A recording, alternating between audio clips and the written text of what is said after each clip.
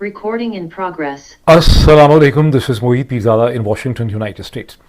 आज बरसग़ीर हिंदुस्तान पाकिस्तान में मशरक़ वस्ता Iran Israel में जीसीसी कंट्रीज़ में अब 9 अप्रैल 2026 और जुमेरात का दिन है। मैं आज 40 दिन के बाद आपसे एतराफ़ करूं कि इतनी स्ट्रेस में था कि पहली दफ़ा मैं कोई 9-10 घंटे में खल सोया हूँगा। उसके बाद मैं कॉफ़ी शॉप में गया था, वहाँ बैठ के मैंने 100 से ज़रीब आर्टिकल मुख्तलिफ़ वीडियोज़ देखी। अब तक की जो सारी सूरत हाल है जिसमें पाकिस्तान एक सेंटर स्टेज पे, मेरी थीम भी यही है इस वीडियो की कि इस वक्त पाकिस्तान एक ग्लोबल सेंटर स्टेज पे नज़र आ रहा है। पूरी दुनिया की निगाहें जो हैं वो पाकिस्तान के ऊपर मरकूज़ हैं इस पीस प्रोसेस के हवाले से, ईरान और इसराइल अमरीका की जंग के हवाले से। तो मैंने सारे को देखा, ये एक ऐसा प्रोसेस है जिसमें इस वक्त इसराइल रखना अंदाज़ी करने की कोशिश कर रहा है। मैं आपको कम अज़ कम अपना ये एनालिसिस दूंगा कि इसराइल बहुत देर तक इसका रास्ता नहीं रोक सकेगा और जो इस वक्त हिकअप और हर्डल्स हैं वो ठीक हो जाएंगे। मेरा ये एनालिसिस है, मैं गलत भी साबित हो सकता हूँ। इस हवाले से मैंने बहुत सी रिसर्च की है, मैंने तो शायद 100 आर्टिकल्स पढ़े होंगे, वीडियोस देखी होंगी, लेकिन मैंने 10 ऐसे पीसेस ऑफ एविडेंस जो हैं वो इकट्ठे किए हैं जो मैं स्क्रीन शेयरिंग के ज़रिए आपको दिखाऊंगा। ये मैंने एक नया एक्सपेरिमेंट शुरू किया हुआ है आजकल और अभी मेरे साथ बड़ा हाथ हुआ है कि पहले मैं पूरी वीडियो रिकॉर्ड कर चुका था तकरीबन 29-30 मिनट की, और फिर मेरा ये जो माइक था, माइक्रोफोन, ये गिर गया हुआ था, मुझे पता नहीं था। मैंने इसको क्लिप्स के ज़रिए जोड़ा है ताकि मेरी आवाज़ वरना फिर एक नई खप पड़ जाएगी। Let me start sharing the screens और मैं बड़ी इंटरेस्टिंग एक चीज़ें जो हैं वो आपके सामने लाता हूँ। सबसे पहले ये देखें एक पिक्चर। इस पिक्चर से पता नहीं आप में से कितने लोग इस पिक्चर से वाकिफ़ हैं। जब मैंने इस पिक्चर को पहली दफ़ा देखा तो मुझे अचानक मतलब एक ग्लिम्स से मुझे ऐसा लगा शायद न्यूयॉर्क की पिक्चर है, शायद ये वन न्यूयॉर्क प्लाजा है, शायद ये कोई इस तरह की बिल्डिंग है, ये पेरिस है, कोई यूरोपियन शहर है। फिर मुझे पता चला कि ये इस्लामाबाद है। Islamabad takes centre stage to host high stakes US Iran talks. अब ये असल में मेरा ख्याल है कि वन कॉन्स्टिट्यूशन प्लाजास हैं जो कंट्रोवर्शियल रहे हैं। ये कॉन्स्टिट्यूशन एवेन्यू है, if I am not wrong. ये मेरा ख्याल है वो जिना ऑडिटोरियम या कुछ है, कॉम्प्लेक्स है जहाँ पे अक्सर बहुत बड़े बड़े कॉन्वोकेशन होते हैं, कॉन्वोकेशन सेंटर है। ये आई थिंक रावल लेक है, भरी हुई नज़र आ रही है पीछे, और ये मेरा ख्याल है पाकिस्तान फॉरेन ऑफिस की बिल्डिंग है। अब ये डॉन के एडिटर्स का ये एक व्यू और इमेजिनेशन थी कि भाई इस किस्म की चीज़ दिखानी चाहिए कि हम आप एक सेंटर स्टेज के ऊपर आए हैं दुनिया के, तो ये आइकॉनिक एक व्यू होना चाहिए इस्लामाबाद का। या ये कि भाई लोगों को ख्याल आया कि भाई अब हमें तुक्का लग गया हमारा, सेंटर स्टेज पर हम आ गए तो हम दुनिया को बताएं कि हम कितना है। But in any case this is an important moment. ये जो आर्टिकल है, इस आर्टिकल के नीचे बहुत डिटेल्स हैं। इसको ज़ाहिर आप देख सकते हैं अक्सर लोग पाकिस्तान में।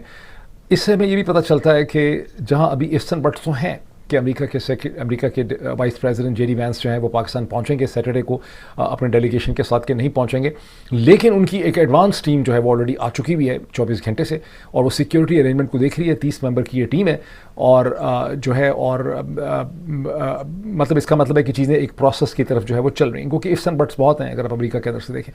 अब मैं आपको ये यहाँ पे एक ट्वीट दिखाना शुरू करता हूँ। ये शहबाज शरीफ साहब का ट्विटर हैंडल है। और अच्छा, मैं थोड़ा सा इससे पहले कि मैं सारी डिटेल्स की तरफ चलूँ, मैंने इसी को रखते हैं सामने आपके पिक्चर, कोई ज़्यादा खूबसूरत है शहबाज शरीफ साहब के ट्विटर हैंडल के मुकाबले में। मुझे अपोलोजाइज़ करना है कि चूँकि मैंने नया ये इससे करना शुरू किया है स्क्रीन शेयरिंग का, और बहुत 2 साल हो गए थे तो बहुत सी मिस्टेक्स हो जाती हैं। पिछली वीडियो पे मुझे बहुत कंप्लेन आई, मेरा नहीं ख्याल था कि लोग आखिर तक देखते हैं। वीडियो लंबी भी हो गई थी, उसके आखिर में कोई ग्लिच हो गई, कोई बटन ऐसा दब गया कि उसकी आवाज़ रिकॉर्ड नहीं हुई अगले 5-6 मिनट की। फिर मैंने उसको एक एब्रप्टली एडिट किया, मैंने कहा मैं दोबारा नहीं कर सकता, उसको मैंने रिलीज़ किया। इस वजह से वो बहुत ज़्यादा कंप्लेंट थी। होपफुली इस दफ़ा ऐसा मसला जो है वो नहीं होगा। इस दफ़ा क्लिप का मसला हो गया था माइक्रोफोन का, उसको मैंने जो है वो रिजॉल्व कर लिया। अब इसे हम देखें कि एक चीज़ को हमें जब हम देखते हैं इसको कि इस्लामाबाद टेक्स सेंटर स्टेज, तो एक पॉइंट मैंने लिख के रखा हुआ है कि हमें ये भूलना नहीं चाहिए कि इस पाकिस्तान को अगर ये लाइमलाइट मिली है या उनको ये अहमियत इस वक्त मिल रही है, ये सिर्फ़ इसलिए मिल रही है कि हमारा जो नेबर कंट्री है इस्लामिक रिपब्लिक ऑफ ईरान, उसने इंतहाई जुर्रत से, बहादुरी से, इंटेलिजेंटली एक बहुत ही मुश्किल चैलेंज का मुकाबला किया है। आप 40 दिन कह लें, 39 डेज़ ये वॉर है, लेकिन इसको राउंड अप कर लें, 40 दिन उन्होंने 2 न्यूक्लियर नेशंस की खौफनाक military power, regional power Israel और सुपर पावर अमेरिका, और रूह ज़मीन पे, और कहते हैं कि इंसान की तारीख में इससे बड़ी मिलिट्री पावर आई नहीं अभी तक कोई, उसकी उन्होंने मार खाई है। लेकिन जिस ग्लैडिएटर की तरह मैंने कहा था कि जिसने रोमन अखाड़े में खड़ा है और उसके सारा जिस्म जो है वो लहू लहान है, खून बह रहा है उससे, उन्होंने अपनी तलवार फेंकी नहीं नीचे। और अगर इस वक्त एक नेगोशिएशन हो रही है, अमेरिका के प्रेसिडेंट को इसकी रियलाइजेशन है कि भाई नेगोशिएशन के ज़रिए मामला आगे चलेगा, इसराइल को भी मजबूर किया जा रहा है कि आप बात को माने, गो कि उसमें बहुत इफ्स एंड बट्स हैं। तो उसकी वजह यह है कि ईरान ने इंटेलिजेंटली इस बहुत ही मुश्किल सिचुएशन को हैंडल किया है, और as a result of this 40-day war Iran का इंफ्रास्ट्रक्चर, आप कहें कि कम से कम 40-50% तो उसका इंफ्रास्ट्रक्चर जो है वो डिस्ट्रॉय हो चुका है, जिसका और भी जिक्र आगे आएगा। अब मैं डॉन की हेडलाइन आपको मैंने दिखा दी, सेक्रेटरी स्टेट की बात हो गई। मैं इसमें ये कहूँ कि ये जो मोमेंट है पाकिस्तान का, ये उसी तरह का है जैसे 9/11 के बाद जनरल मुशर्रफ के साथ एक स्पेशल रिलेशनशिप अमेरिका का बुश एडमिनिस्ट्रेशन का डेवलप कर गया था। वो खैर एक लॉन्ग स्टैंडिंग एंगेजमेंट थी जो कई साल चली। ये शायद उस तरह का तो नहीं है, ये शायद कुछ महीने ही चलेगा। लाइमलाइट अमेरिकी बहुत जल्दी चीज़ों से निकल के दूसरी डायरेक्शन में चले जाते हैं, लेकिन ये बड़ा इंपॉर्टेंट मोमेंट है पाकिस्तानी मिलिट्री इस्टेब्लिशमेंट को। उनका एक नया रिलेशनशिप इस्टेब्लिश हो गया, और जो हमेशा वो समझते थे, बिलीव करते थे कि हमारी एक जियो स्ट्रेटेजिक इंपॉर्टेंस है, वही इंपॉर्टेंस 9/11 के बाद थी, वही इंपॉर्टेंस अफगानिस्तान से विड्रॉल में थी, वही अफगानिस्तान के साथ जब सोवियत इन्वेजन था वही इंपॉर्टेंस थी, वही इंपॉर्टेंस सीटो सेंटो में थी, वही इंपॉर्टेंस एक बार फिर प्ले कर रही है। पिछले 4 साल से वो कोशिश कर रहे थे कि हमारी कोई इंपॉर्टेंस हो जाए, इसी चक्कर में उन्होंने अफगानिस्तान भी उधेड़ दिया है, लेकिन वो उनको इस जंग के नतीजे में वो इंपॉर्टेंस जो है वो इनको मिल गई है। अब प्रॉब्लम यह है कि शहबाज उस वक्त तो खैर जनरल मुशर्रफ खुद पावर में थे, यहाँ पर लाइमलाइट सारी अगर वेस्टर्न मीडिया की देखें तो प्राइम मिनिस्टर शहबाज शरीफ को मिल रही है। पाकिस्तान के प्राइम मिनिस्टर शहबाज शरीफ का जिक्र और चर्चा हर तरफ हो रहा है। असल सेंटर ऑफ पावर जो है वो जनरल आसिम मुनीर है, और हो सकता है कि जनरल आसिम मुनीर को अंदर से बहुत ज़्यादा क्रिबिंग हो रही हो, दुख हो रहा हो कि भाई ये क्या मसला है, सब कुछ तो मैंने किया, स्पेशल रिलेशनशिप तो मेरा है प्रेसिडेंट डोनाल्ड ट्रंप के साथ, और शहबाज शरीफ को सारी दुनिया तारीफ़ कर रही है। ये एक ट्रबलिंग फॉल्ट लाइन है दोनों के दरमियान में। इसकी बैड न्यूज़ भी है। बैड न्यूज़ इसकी है, लोग मुझसे बहुत सवाल पूछ रहे हैं आपके कमेंट्स में कि भाई इसका इमरान खान का क्या होगा, पाकिस्तान तहरीक इंसाफ का क्या होगा। ये जो मोमेंट है इसमें पाकिस्तान की मिलिट्री इस्टेब्लिशमेंट का जो रिलेशनशिप है अमेरिका के साथ और वेस्ट के साथ, वो पहले के मुकाबले में कहीं ज़्यादा मजबूत हो रहा है। एक इंटरडिपेंडेंस का रिलेशनशिप है। इसका मतलब है कि जब तक इस रिलेशनशिप पे कमी नहीं आती, this is bad news for Pakistan democracy movement के लिए, PTI के लिए, इमरान खान के लिए, उनके चाहने वालों के, हम सब के लिए, सिविल सोसाइटी के लिए, मीडिया फ्रीडम्स के लिए, जो क्योंकि अब ज़ाहिर है कि रजीम को यहाँ पे एक स्ट्रेंथ मिली है।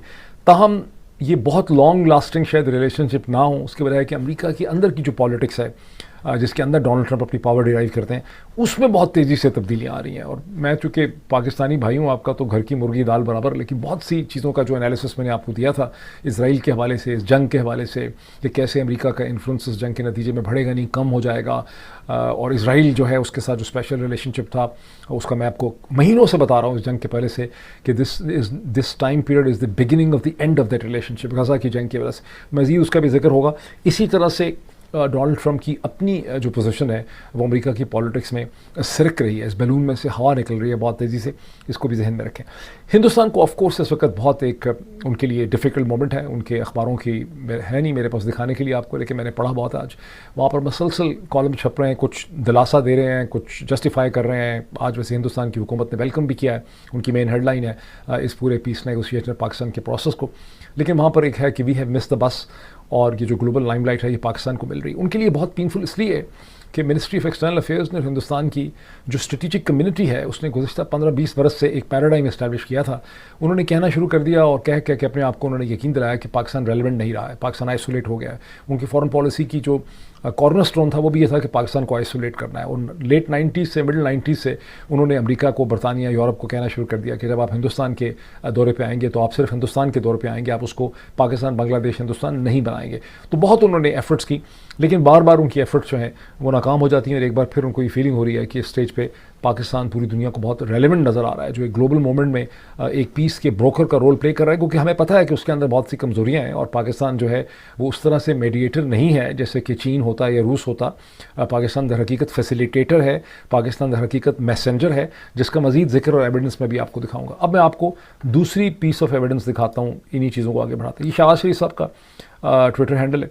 शहबाज शरीफ साहब जो हैं गुज़श्ता 24-36 घंटों से मसलसल जो है वो दुनिया भर की लीडरशिप के साथ एंगेज हैं। यहाँ ऊपर से आप देखना शुरू कर दें, यहाँ पे आप देखें British prime minister care Starmer ने उन्हें उनके पीस प्रोसेस को उन्होंने सपोर्ट किया और उसका शहबाज शरीफ साहब शुक्रिया अदा कर रहे हैं।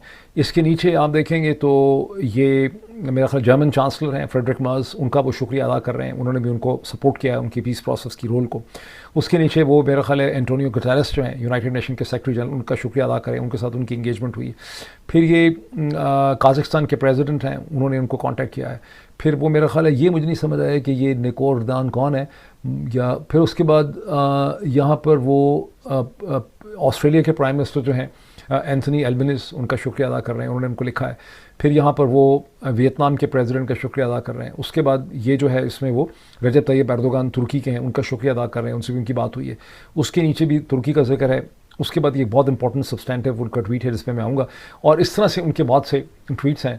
सऊदी अरब का भी शुक्रिया अदा कर रहे हैं, सबका उन्होंने शुक्रिया अदा कर। यहाँ हो क्या रहा है, एक तो ये चीज़ नोट करें कि उन्होंने बहुत सी लीडरशिप के साथ बात की है। शहबाज शरीफ ने सऊदी लीडरशिप से बात की है, टर्किश लीडरशिप से बात की है, वियतनामी, ब्रिटिश सबसे बात की है, कतर से की है, सबका शुक्रिया अदा किया। उनकी अगर बात नहीं हुई है तो उनकी मुत्तहिदा अरब अमारात, यूनाइटेड अरब एमिरेट की लीडरशिप से न बात हुई है, ना उन्होंने उनका जिक्र किया, ना उनका शुक्रिया अदा किया। दोनों मुल्कों के दरमियान इस वक्त एक खचाव की कैफियत है, जिसकी असल वजह क्या है? उसकी असल वजह सऊदी पाकिस्तानी रोमांस है। ये उसकी वजह यह है कि इमराती एक्सपेक्ट करते थे कि पाकिस्तान ईरान के मुकाबले में पाकिस्तानी एयरफोर्स से कुछ देगा। इमरातीज़ को ऐसा कोई डिफेंस रिलेशनशिप था ही नहीं पाकिस्तान और मुत्तहिदा अरब अमारात के दरमियान। तो फिर हार्ट बर्निंग किस चीज़ की है? शायद उसका ताल्लुक पाकिस्तान ने सऊदी अरब के साथ जो बार बार यगानगत का इजहार किया है उसकी वजह से कोई हार्ट बर्निंग होगी। असल में जो डिफेंस रिलेशनशिप सॉर्ट किया था वो तो मुत्तहिदा अरब अमारात ने इंडिया के साथ किया था अक्टूबर 2025 में। लेकिन एक वजह यह है कि मुत्तहिदा अरब अमारात ने पाकिस्तान की इंटेलिजेंस को, इस्टेब्लिशमेंट को दुबई के अंदर, अबू धाबी में बड़ी एक्सेस दी थी गुज़श्ता 3-4 साल में। आपने देखा कि प्रो डेमोक्रेसी प्रोटेस्टर्स को पकड़ना, हमारे सारे चैनल्स को ब्लॉक कर देना वहाँ पे अबू धाबी के अंदर, तो उनको शायद उसकी भी हार्ट बर्निंग है। हमें ठीक उसके रीजंस जो हैं वो नहीं पता। लेकिन ये जो सारी ब्रिटिश, फ्रेंच और जर्मन लीडरशिप शहबाज शरीफ साहब को कॉल कर रही है, इसकी क्या सिग्निफिकेंस है? इसकी ख़ास लॉजिक है। इसकी लॉजिक ये है कि ये जो सारी लीडरशिप है ये इस पीस प्रोसेस को, अमेरिका ईरान के पीस प्रोसेस को ये लीडरशिप सपोर्ट कर रही है। ये लीडरशिप चाहती है कि ये पीस प्रोसेस आगे चले, और ये इसलिए भी इसको सपोर्ट कर रहे हैं कि अमेरिका के अंदर डोनाल्ड ट्रंप के ऊपर बहुत ज़्यादा उनके क्रिटिक उनका मजाक उड़ा रहे हैं, भपतियाँ कस रहे हैं कि डोनाल्ड ट्रंप ने 40 दिन जंग की, अमेरिका की ताकत सारी ज़ायल कर दी, हज़ारों लोगों को मार डाला और उसमें से कुछ भी नहीं मिला। उल्टा ईरान जो है उसने स्ट्रेट ऑफ हॉर्मुज़ पे भी कब्जा कर लिया है, वो ज़्यादा पॉलिटिकली स्ट्रांग हो गया है, सैंक्शंस हटाने की बात हो रही है, तो लेने के देने जो है वो पड़ गए। तो इस स्टेज पे ये सारी लीडरशिप समझती है कि डोनाल्ड ट्रंप को ये एहसास दिलाना कि आप बहुत अच्छा कर रहे हैं, आप ये जीत रहे हैं, ये बड़ा विक्टोरियस हो गए हैं इसमें से, ये बड़ा सब कुछ अच्छा और ये बड़ा ज़रूरी है, ये उनकी साइकोलॉजिकल रिक्वायरमेंट है, ये इस वजह से हो रहा है। अब मैं यहाँ पर एक आपको चीज़ दिखाना चाहता हूँ जो एक्चुअली सबसे इम्पोर्टेंट है, और वो है ये ट्वीट शहबाज शरीफ साहब का, जिससे कहानी आगे चलती है। और वो शहबाज शरीफ का ट्वीट है जिसमें जो सीज़ फायर की वायलेशन इसराइल की तरफ से, फिर उसके बाद ईरान की तरफ से हो रही हैं, उसका वो कह रहे हैं, नाम उन्होंने नहीं लिया इसराइल का। Violations of ceasefire have been reported at few places across the conflict zone which undermine the spirit of peace process. I earnestly and sincerely urge all parties to exercise restraint and respect the ceasefire for 2 weeks as agreed upon, so that diplomacy can take a lead role toward peaceful settlement of the conflict. और इसको उन्होंने copy किया है America के president को, JD Vance America के vice president को, secretary Rubio Marco Rubio को, स्टीव विटकॉफ को, डॉक्टर मसूद पेज़ेश्कियां जो ईरान के प्रेसिडेंट हैं, कलेबाफ हैं जो स्पीकर हैं नेशनल असम्बली के पार्लियामेंट के ईरान के, और डॉक्टर मसूद उसको अब्बास अरगची को उन्होंने कॉपी किया। ये सारा मामला क्या है ये मैं अब्बास अरगची का आपके सामने खोल देता हूँ। देखिए, इसराइल ने 2 घंटों के बाद ही कह दिया था कि लेबनान जो है वो इसका हिस्सा नहीं। अब यहाँ पे बड़ी इंपॉर्टेंट बात है कि मैं आपको एक ये अब्बास अरगची ने क्या किया है, डॉक्टर अब्बास अरगची ने शहबाज शरीफ साहब का ट्वीट नीचे लगाया हुआ, ठीक। उसमें क्या चीज़ हाईलाइट इन्होंने की है, लेबनान। अमेरिका की तरफ से पहले ये कहने की कोशिश की गई पिछले 24 घंटों में, कैरोलिन लेविट की तरफ से, इसराइल की तरफ से, जेडी वैंस की तरफ से, खुद डोनाल्ड ट्रंप की तरफ से, उन्होंने PBS से बात करते हुए कहा कि लेबनान इसका कभी भी हिस्सा नहीं था। झूठ बोल रहे थे, क्योंकि ईरानी ये कह रहे हैं कि अब ईरानियों के हाथ में एक चीज़ आ गई है, उनको पता है कि शहबाज शरीफ साहब ने जो भी ट्वीट किए वो उन्होंने डोनाल्ड ट्रंप से वेट करवाए। वो ये तो नहीं कहते कि डोनाल्ड ट्रंप ने दिए हैं, ये और बात है कि इन्होंने तो कह भी दिया है, ये जो बाकर साहब हैं, बाकर कालिबाफ ने तो कह भी दिया है कि जो कुछ भी उन्होंने किया वो हमें पता है कि ड्राफ्ट ही वहाँ से आया था। तो वो ये कह रहे हैं, वो पाकिस्तान को भक्तियाँ नहीं कर सकते, वो ये कह रहे हैं कि जो कुछ भी हमें बताया गया, जो कुछ भी शहबाज शरीफ ने कहा वो डोनाल्ड ट्रंप ने कहा, ये शहबाज शरीफ के अल्फाज नहीं थे, ये कमिटमेंट हमसे डोनाल्ड ट्रंप ने की है। ये आप इससे किस तरह से पीछे हट सकते हैं? अब मैं आपको एक चीज़ दिखाता हूँ जो मेरा ख्याल है कि बड़ी हेल्पफुल होगी अगर ये मुझे मिल जाए इस वक्त। यहाँ पे मुझे इस वक्त शायद मिल नहीं रही अनफॉर्चुनेटली। ये किस वक्त मसला है, कई दफ़ा ये चीज़ नहीं मिलती आपको एंड टाइम पे। हाँ, ये मिल गई। देखें जी, we are very lucky. White House knew about Pakistan ceasefire post on X before it was sent. आपने सारे कार्टून देख लिए, जोक देख लिए, भक्तियाँ देख ली, ड्राफ्ट की कॉपियाँ देख ली, आपने ड्रॉप साइट की स्टोरी देख ली, शहबाज गिल को आपने सुन लिया, बिलाल एआई की आपने वीडियोस देख ली कि भाई शहबाज शरीफ को जो कुछ भी आया था वो बेसिकली मैसेज फॉरवर्डेड था। अब न्यूयॉर्क टाइम्स ने ये पब्लिश किया है कि जो ट्वीट किए शहबाज शरीफ साहब ने, उन्होंने ये तो नहीं कहे कि वो वाइट हाउस ने लिख के दिए थे, लेकिन वो कहते हैं कि white house knew about Pakistan ceasefire post on X before it was Saint. यानी जो कुछ भी शहबाज शरीफ साहब ने ट्वीट किया, इसके हवाले से 2-3 उनके इंपॉर्टेंट ट्वीट हैं। पहला वाला ट्वीट के आप और फिर बाद में सीज फायर हो जाने का ट्वीट किया, वो वाइट हाउस से वेट हुआ था। दिस इज़ प्रिसाइजली, ये कह रहे हैं ईरान के फॉरेन मिनिस्टर सैयद अब्बास अरगची, कि इसे कहते हैं ये तो बेसिकली आपने हमसे कमिटमेंट की थी, आप इससे किस तरह से पीछे हट सकते हैं। वो कह सकते हैं कि United States must choose ceasefire और continued war via Israel, it can not have both. आप दोनों चीज़ें नहीं ले सकते, आपको एक चूज़ करनी होगी। अच्छा, अब बाकर, मैं इसका फिर जिक्र करता हूँ। बाकर गलीबाफ जो है, उन्होंने बहुत सख्ती से उन्होंने इसका इजहार किया है सारी चीज़ का, और ये जो स्टोरी है ये भी मैंने आपके सामने जिक्र कर दी। उसके बाद ये बहुत इंटरेस्टिंग है, 36 hours of chaos to scramble for a ceasefire in Iran, इसका फिर मैं जिक्र करूँगा। और ये जो है कि new deal looms for US and Iran as truce favours, ये तीनों बहुत इंपॉर्टेंट स्टोरी हैं। लेकिन अभी हम वाकिफ़ आ जाते हैं मोहम्मद बाकर के ट्वीट पर, बात को यहाँ से आगे बढ़ाते हैं। अब कुछ पॉइंट्स हैं जो मैं आपके सामने रखना चाहता हूँ इस हवाले से। इसराइल ने फौरी तौर पर पोजीशन ले ली और बड़ी मैसिव बॉम्बिंग उन्होंने इंटेंसीफाई शुरू कर दी जैसे ही सीज़ फायर की बात अमेरिका ने की और कहा कि वाइस प्रेसिडेंट पाकिस्तान जाएंगे। और फिर वेडनेसडे का जो दिन ख़त्म हुआ है मशरक़ वस्ता में, उसमें इसराइली डिफेंस फोर्सेस ने क़यामत कर दी लेबनान के लिए, जब 5 मिनट में, कहते हैं 4 या 5 मिनट में 100 जगहों के ऊपर इसराइली डिफेंस फोर्सेस ने, एयरफोर्स ने स्ट्राइक्स की, जिसके नतीजे में पहले ही घंटे के अंदर लेबनान की मिनिस्ट्री ऑफ हेल्थ ने कहा कि 182 पीपल, 182 लोग जहाँ भग हुए और 700 से ज़्यादा लोग ज़ख्मी हुए। अब तक ये डेथ टोल बहुत ज़्यादा बढ़ चुका होगा, मैंने चंद घंटे से इसको नहीं देखा। और टोटल डिफाइंस है अमेरिका की पावर की, टोटल डिफाइंस जो है वो इसराइल की तरफ से शो की जा रही है। टोटल तूफ़ान बदतमीज़ी है कि हम नहीं मानते, हमारी मर्ज़ी है, हमारी लेबनान की अपनी जंग है। वो भी क्या कि ईरान के ऊपर ये अमेरिका के बगैर जंग कर ही नहीं सकते, बिकॉज इनको इराक़ के ऊपर या सीरिया के ऊपर से इनको मिड एयर रिफ्यूलिंग चाहिए होती है, जो अमेरिकन एयरफोर्स और सेंटकॉम, सेंट्रल कमांड, इनको प्रोवाइड करते हैं। उसके बगैर ये ईरान पर जाके बॉम्बिंग नहीं कर सकते, वरना ये लगे रहते हैं अगर ये अमेरिका के बगैर कुछ कर सकते होते, कर नहीं सकते। अब ये वो चीज़ है जिसके ऊपर ईरान का रिस्पांस मैंने आपको बता दिया कि आपको लेबनान की जंग हमें प्रॉमिस की गई थी। मैंने फॉरेन मिनिस्टर का भी बता दिया और बाकर कलीबाफ का भी मैं आपको यहाँ पे बता रहा हूँ। अब आप थोड़ा सा बाकर कलीबाफ के रिस्पांस को देखें और इसके अंदर बड़ी इंपॉर्टेंट चीज़ें। वो कहते हैं कि 3 वायलेशन इन्होंने कर दी चंद घंटों के अंदर अंदर। एक लेबनान पे नॉन कंप्लाइंस की है फर्स्ट क्लॉज की, फिर एक ड्रोन आ गया हमारे पास in the city of Lars in Fars province. फिर वो कहते हैं कि ईरान के जो राइट टू एनरिचमेंट है उसको डिनाई कर दिया। डोनाल्ड ट्रंप वगैरह ने कहा है कि बिल्कुल ज़ीरो एनरिचमेंट होगी। तो ये जो है इसका मतलब ये है, इंडियन वो कहते हैं in such a situation a bilateral ceasefire और नेगोशिएशन इज़ अनरीजनेबल। यानी बड़ी सख्त पोजीशन ले ली है उस शख्स ने जिसकी अमेरिकन एस्टैब्लिशमेंट मुसलसल तारीफ़ करती रही है, नाम तारीफ़ करते रहे हैं ये लोग नाम लिए बगैर, मोहम्मद बाकर कलीबाफ ने।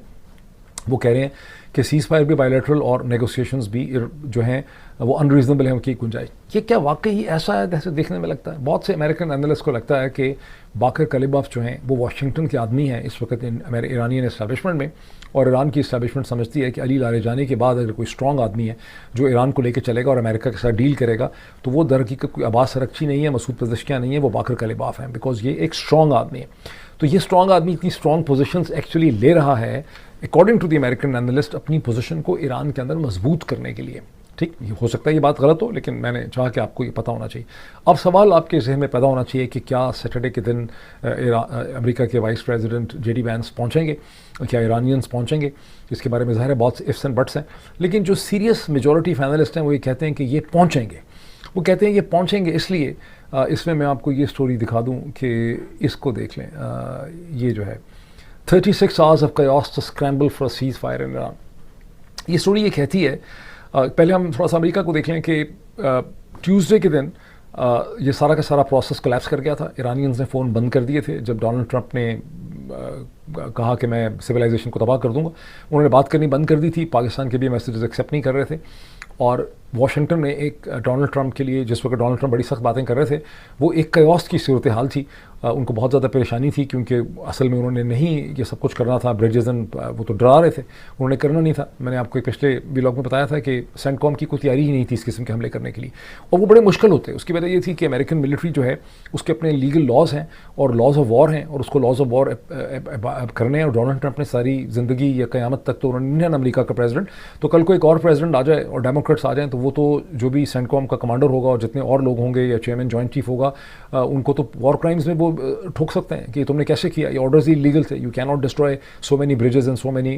तो डोनाल्ड ट्रंप एक कयास की सूरत हाल में थे, और जब पाकिस्तान के मैसेजेस ईरानी नहीं ले रहे थे तो फिर या तो पाकिस्तान, तुर्की, इजिप्ट ने, मैं समझता हूँ पाकिस्तान ने चीन को उसमें रिक्वेस्ट की, इन्वॉल्व किया। चीन ने ईरानियों को समझाया कि भाई आप देखें, this is the great opportunity for you, आप खोल दें स्ट्रेट ऑफ होर्मुज़ को, चीज़ को, बातचीत को लेकर आगे चलें। ये वही टाइम पीरियड है जिसमें चीन और रूस ने डबल वीटो भी अपना एक्सरसाइज किया यूनाइटेड नेशन सिक्योरिटी काउंसिल के अंदर। ठीक है, ये बड़ी खूबसूरत डिटेल्स हैं, ये इस तरह और इससे रिलेटेड और बहुत सी स्टोरीज़ हैं, उसमें आपको मिल जाएंगी। अब आर्गूमेंट ये है, जो सीरियस एनालिस्ट हैं वो कहते हैं कि ईरान और अमेरिका दोनों के हाथ बंधे हुए हैं। ईरान का अगर आप देख लें कि डोनाल्ड ट्रंप को ये एहसास हो चुका है कि ग्राउंड इन्वेजन नहीं हो सकता, कोस्ट लाइन कैप्चर नहीं की जा सकती, बहुत बड़ी जंग हो जाएगी। 29 अप्रैल को 60 दिन पूरे हो जाएंगे। अगर बड़ी जंग हो जाती है, उनको कांग्रेस का अप्रूवल चाहिए होगा, वो उनको नहीं मिलने लगा।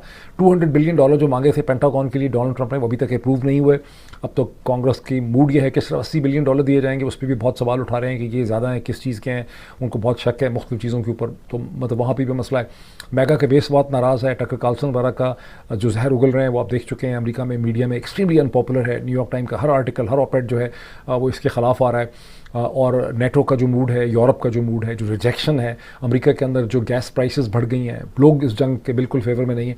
तो डोनाल्ड ट्रंप के लिए मुमकिन नहीं है कि वो कह तो रहे हैं मैं दोबारा बॉम्बिंग कर दूंगा, फ़ौज वहीं रहेगी, ऑपरेशन बंद कर दिए हैं, लेकिन कहा है कि सारे ट्रुप्स हमारे वहीं रहेंगे। लेकिन दोबारा इसको इनिशिएट करना, जबकि वो देख रहे हैं कि एकदम 15-20% कमी आई है गैस की प्राइसेस के अंदर, स्टॉक मार्केट S&P 500 ऊपर चलेगी, डोनाल्ड ट्रंप इस कॉन्फ्लिक्ट को दोबारा शुरू नहीं कर सकते। और ईरान जो है उसका सारा इंफ्रास्ट्रक्चर जो है वो 50% डिस्ट्रॉय हो गया है। उसका इंस्टीट्यूशनल लैंडस्केप डिस्ट्रॉय कर दिया गया है। उसकी बहुत सी लीडरशिप मर गई। हज़ारों लोग जो हैं वो जहाँ बहक हो चुके हैं। उसके ब्रिजेस, उसके ट्रेन स्टेशन, उसके ऑयल डिपोज़, उसकी रिफाइनरीज, उसके कोस्टल जितनी लाइन है, उसके जो ट्रेन और बहुत कुछ, उसका जो साइंस एंड टेक्नोलॉजी की यूनिवर्सिटीज़ हैं वो डिस्ट्रॉय कर दी गई। ईरान को जंगबंदी चाहिए। ईरान को अपनी इकॉनमी को और अपने स्ट्रक्चर को रिकन्स्ट्रक्ट करना है। वो बहुत देर तक इसको जारी नहीं रख सकते। इसलिए दोनों जो हैं वो फंस गए हैं। डोनाल्ड ट्रंप को एहसास हो गया है कि बावजूद इसके कि दुनिया की इंसानी तारीख की सबसे बड़ी मिलिट्री पावर उनके पास है, लेकिन there are limitations to the use of power in politics. दोनों को इस डील की जो इस्लामाबाद में है चाहिए। तो अगर सैटरडे को नहीं होता तो संडे को इसको होना है, और इसराइल इसका रास्ता नहीं रोक सकेगा। हालांकि इसराइल इसका रास्ता रोकने की पूरी कोशिश कर रहा है, लेकिन but there are ifs and buts. Let's see forward और क्या होता है। इस कॉन्टेक्स्ट में नोट कीजिए कि पिछले 24 घंटे में डोनाल्ड ट्रंप ने, जेडी वैंस ने, मार्को रूबियो ने और उनकी जो तर्जुमान है कैरोलिन लेविट, सब ने कहा, और उसके साथ कलीबाफ साहब ने वहाँ से कहा, इन्होंने कहा कि जनाब एनरिचमेंट नहीं, ये तो सारा 0% होगी, ईरान के पास कोई राइट नहीं होगा एनरिचमेंट का, ये सारा एनरिच यूरेनियम जो है ये तो हमें मिलना है, ये अमेरिका को मिलेगा, हम उठा के ले आएंगे। जेडी वैंस ने तो कहा कि हम उठा के भी ले आएंगे। और दूसरी तरफ ये है कि ईरान का और कुछ अमेरिकन डिफेंस एनालिस्ट का ख्याल है कि जो ऑपरेशन किया गया था पायलट के रेस्क्यू के हवाले से, वो पायलट का रेस्क्यू नहीं था। वो उसके चक्कर में ये जो 155 फाइटर प्लेन्स का और 10-12 C-130s का उस इलाके में मौजूद होना, और सैकड़ों स्पेशल ऑपरेशंस का होना, और जो C-130 ने लैंड किया था उनके साथ हमवीज़ से, उनमें 2-2, 3-3 हमवीज़ होते हैं, प्लस इसे कहते हैं हेलीकॉप्टर्स थे। तो यहाँ से गालिबन प्लान था कि नातान से एनरिच यूरेनियम को उठाना है, और जो 155 प्लेन्स थे इन्होंने प्रोटेक्शन देनी थी ताकि ईरानी डिफेंस को सप्रेस किया जाए और ये अपना काम जो है वो कर सकें। तो वो जब मेरे ख्याल के तैयारे गिरे, ये किसी को ठीक तरह से नहीं पता, लेकिन C-130 का क्रैश लैंडिंग हो गई, वो धुंस गए रेत में, ऑपरेशन को अबॉर्ट करना पड़ गया। उससे इनको ये पता चला है कि ग्राउंड इन्वेजन करना, जंगें करनी, ईरान पे जाके सारा करना, ये बहुत सा मुश्किल हो जाएगा, ये हम नहीं कर सकते। और ये यूरेनियम भी ज़ाहिर है ईरान ही हमें देगा निकाल के, और कोई तरीका नहीं। तो फिर ये सारी क्या कहानी है कि हमारे हवाले करें, हम तो उठा के ले जाएंगे। ये देखिए, ये टेम्पो बिल्डअप किया जा रहा है ये कहने के लिए, लोगों के, अमरीकियों के और दुनिया के जहन में बात डाली जा रही है कि सबसे बड़ा मसला जो है वो यूरेनियम एनरिचमेंट है, न्यूक्लियर है। हालांकि ईरान तो न्यूक्लियर वेपन पे और यूरेनियम एनरिचमेंट पे कॉम्प्रोमाइज़ करने के लिए बहुत पहले से तैयार है। तो फिर इसको क्यों बिल्डअप कर रहे हैं? ताकि जब इस पर कॉम्प्रोमाइज़ होगा तो आप कह सकेंगे कि जो मेन हमारी हड्डी थी सारे रास्ते की, वो उसको देखें हमने इतना बड़ा कॉम्प्रोमाइज़ जो हासिल कर लिया। और बाकर कलीबाफ भी दूसरी तरफ से कह रहे हैं कि जनाब हमारी तो एनरिचमेंट का राइट है 0% का, ईरान उसमें कुछ भी निकाल सकता है। 5 साल तक हम 0 एनरिचमेंट करेंगे, हम नहीं करेंगे, बाद में 3%, 3.6% करेंगे। असल जो इश्यूज़ हैं वो क्या हैं? ईरान को असल में क्या चाहिए, जिस पे असल में झगड़ा होना है इस पूरे प्रोसेस के अंदर, और वो आसान नहीं है। ईरान को परमानेंट जंगबंदी चाहिए ताकि मुझ पे दोबारा हम पे हमला ना किया जाए। उसके लिए उनको डोनाल्ड ट्रंप की नहीं गारंटीज़ चाहिए, वो कांग्रेस की गारंटीज़ मांग रहे हैं, यूनाइटेड नेशन की मांग रहे हैं, रशिया और चाइना की गारंटीज़ मांग रहे हैं। ये एक डिफ़िकल्ट चीज़ है। वो कहते हैं स्ट्रेट ऑफ हॉर्मज़ पे हमारी सुपरविजन होगी, हमारे ओमान में पैसा स्प्लिट करेंगे उसके टोल का। ये एक बड़ी मुश्किल चीज़ है, लेकिन ये भी उनकी डिमांड है। मिसाइल्स पे वो कोई बात नहीं करना चाहते। दूसरी तरफ से अमेरिका और इजराइल बात करना चाहते हैं। वो कहते हैं कि हमसे प्राइमरी सैंक्शंस जो लगाई गई हैं कि अमेरिकन कंपनीज इन्वेस्ट नहीं कर सकती, उठाई जाएँ। जो सेकेंडरी सैंक्शंस हैं कि दुनिया भर की कंपनीज आके इन्वेस्ट नहीं कर सकती, यूरोप की, हिंदुस्तान की, पाकिस्तान की, वो उठाई जाएँ। हमारे ऊपर जो यूएन की और आईईए की सैंक्शंस हैं वो हमारे ऊपर से उठाई जाएँ, आईईए की जो रेजोल्यूशंस वगैरह हैं। और उसके जवाब में मुझे शक है कि वो ये भी ऑफ़र करेंगे कि आपको हिज़्बुल्लाह हूतीज़ के साथ भी हम सुलह करवा देते हैं ताकि उनकी भी दोबारा इजराइल के साथ झड़प वगैरह ना हो। ये सारी वो चीज़ें हैं पॉलिटिकली स्पीकिंग जो इसराइल के लिए मौत हैं, बिकॉज इसराइल का जो सारा की सारी कहानी है यहाँ पे वो आपको ख़त्म होते हुए नज़र आती है। अब मैं आपको एक ऐसी चीज़ें दिखाता हूँ जिससे आपको मैं आपकी बात को बेहतर समझा सकूँगा आपको। ये क्या हुआ हमारे पास, ये नॉर्टन, ये देखें, नहीं ये तो न्यू डेडलाइन है। Toxic Trump fine post White House बाकर करे, वो मेरा ख्याल है वो आर्टिकल ही कहीं गुम हो गया अनफॉर्चुनेटली। बहुत ही अच्छा, पर ये चलें देख लेते हैं आपको फिर भी। और toxic Israel US relationship nears is breaking point amid the war, ये आर्टिकल है, कॉलम है गिडियन लेवी का, बहुत ही प्रोमिनेंट, अगर इसराइल का कोई बहुत ही प्रोमिनेंट जर्नलिस्ट एनालिस्ट है तो ये हैं। After years of Israel doing whatever it wants, the war in Iran may become a watershed of the relations between the United States and Israel. वो कह रहे हैं कि ईरान की जंग के नतीजे में ये वाटरशेड मोमेंट आ गया जहाँ पर अमेरिका और इसराइल का रिलेशन जो है वो बिल्कुल स्वेयर हो गया, टूट फूट गया। Swearing the unconditional link between the two means, अगर ये रिलेशनशिप ख़त्म हो जाएगा तो उसके बाद फिर इसराइल के पास दो ऑप्शन आ जाएंगी। या तो वो एक डिफरेंट किस्म की स्टेट के तौर पे जो नॉर्मल स्टेट होगी, जिस तरह से नॉर्मल स्टेट अपने नेबर्स के साथ बना के रखती है, उस तरह से उसको रहना पड़ेगा, और will have no Israel at all. यानी अगर अमेरिका के साथ उसका रिलेशनशिप स्वेयर हो जाता है तो ये फिर इसराइल एग्जिस्ट ही नहीं कर सकेगा। ये कह रहे हैं गिडियन लेवी, और कहाँ कह रहे हैं, ये हारिस के अंदर, इसराइल के अंदर से बैठ के कह रहे हैं। टॉक्सिक इसराइल यूएस रिलेशनशिप जो था ही toxic nears this breaking point amid this war. ये भी मैंने आपको चीज़ दिखा दी। इसके अलावा एक बड़ा ज़बरदस्त आर्टिकल था जो इस वक्त मुझे नज़र नहीं आ रहा, हारिस में ज़वी बैरल का, जो ये कहता है कि ईरान जो है उसके अंदर एक लार्जर थिंकिंग है कि वो इस पूरी जंग के नतीजे में एक नया विजन जो है रीजनल लेके आ रहा है, जिसमें एक नया रीजनल ऑर्डर बनेगा। एक ऐसा नया रीजनल ऑर्डर जिसमें तुर्की उनको लगता है कि अमेरिका को रिप्लेस करता नज़र आता है। और मेरा ये ख्याल है कि इसमें अगर पाकिस्तान, इसराइल, पाकिस्तान, सऊदी अरब और यूएई के दरमियान में मामला को सेटल कर लेगा तो इस नए रीजनल ऑर्डर में जो सिक्योरिटी रिलेशनशिप होगा, इसमें पाकिस्तान का भी एक मुमकिन रोल जो है वो हो सकता है। अब ये मैंने खासा आपको एक्सप्लेन कर दिया है। एक और जो यहाँ पे चीज़ थी मैंने आपको सारा दे दिया, मैं थोड़ा सा आपको बता के इसको वाइंड अप करता हूँ। अमेरिका में ये भी है कि जो टीम आ रही है अभी भी उसके अंदर एक्सपर्टीज़ नहीं है। जब आपने दोबारा जार्ड कुशनर को, स्टीव विटकॉफ को, मैं इसको अगर स्क्रीन शेयरिंग को बंद कर दूँ तो